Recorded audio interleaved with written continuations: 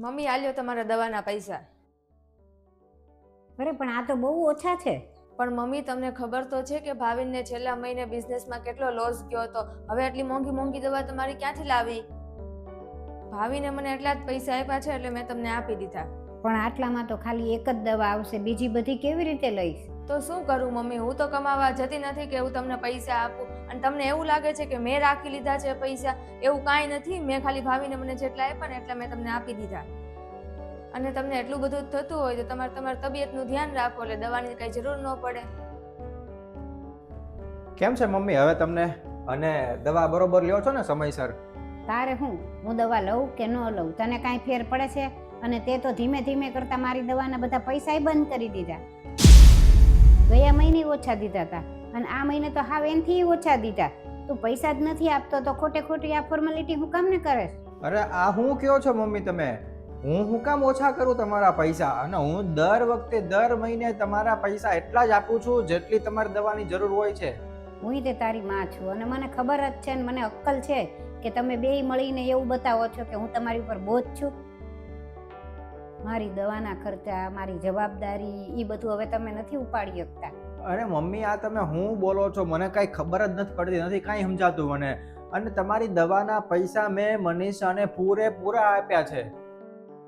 હું ખોટું નથી બોલતો મમ્મી. અને હા કદાચ બિઝનેસમાં નફો થાય, નુકસાન થાય, પણ એનું કાંઈ હું તમારી ઉપર અસર નથી આપતો કે ભાઈ તમારી દવાના પૈસા હું ઓછા કરી દઉં.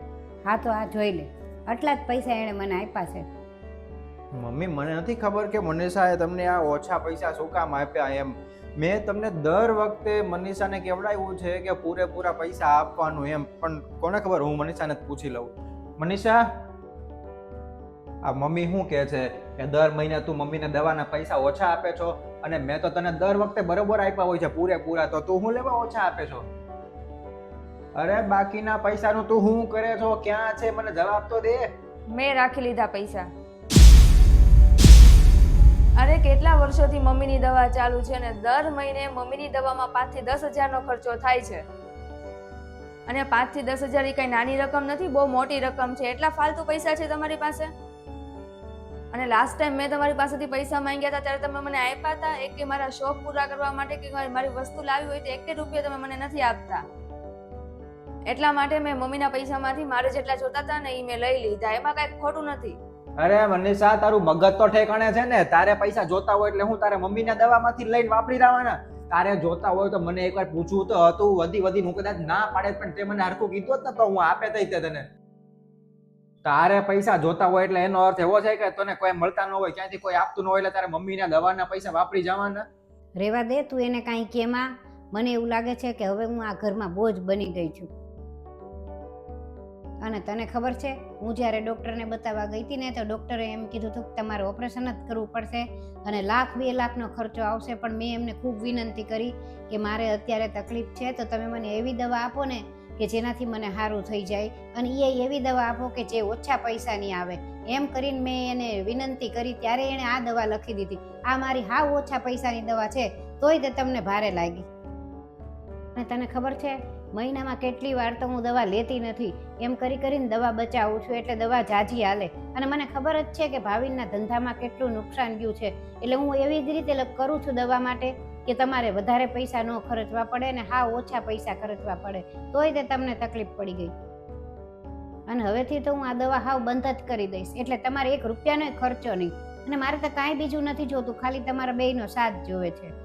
જોયું મનીષા કે તું મમ્મી વિશે હું વિચારતી હતી કે વધારે પૈસા બગડી જાય છે દવામાં, પણ મમ્મી તો બચાવતા હતા. અને જે માણસ પોતાના વડીલનું જો અપમાન કરે ને એ ક્યારેય જિંદગીમાં ખુશ ન રહી શકે. નમસ્તે મિત્રો, જેમ આ વિડીયોમાં અમે બતાવ્યું છે એમ આપણે હંમેશા વડીલને માન સન્માન આપવું જોઈએ, એને સાથ સહકાર આપવો જોઈએ. કેમ કે જ્યારે પણ કોઈ પણ દીકરા, વહુ કે દીકરી વડીલનું અપમાન કરે ને ત્યારે એ ભવિષ્યમાં કોઈ દિવસ ખુશ નથી રહી શકતો, એના જીવનમાં કોઈ દિવસ ખુશી નથી આવતી. એટલે હંમેશા એટલું યાદ રાખવું કે તમારી ખુશી માટે થઈને પોતાના વડીલનું અપમાન કરવું કે એ વડીલને મળતી જરૂરિયાતની વસ્તુઓ ન આપવી અને એ વસ્તુ તમારી ઉપર તમારે ખર્ચી લેવી એ ક્યારેય યોગ્ય નથી.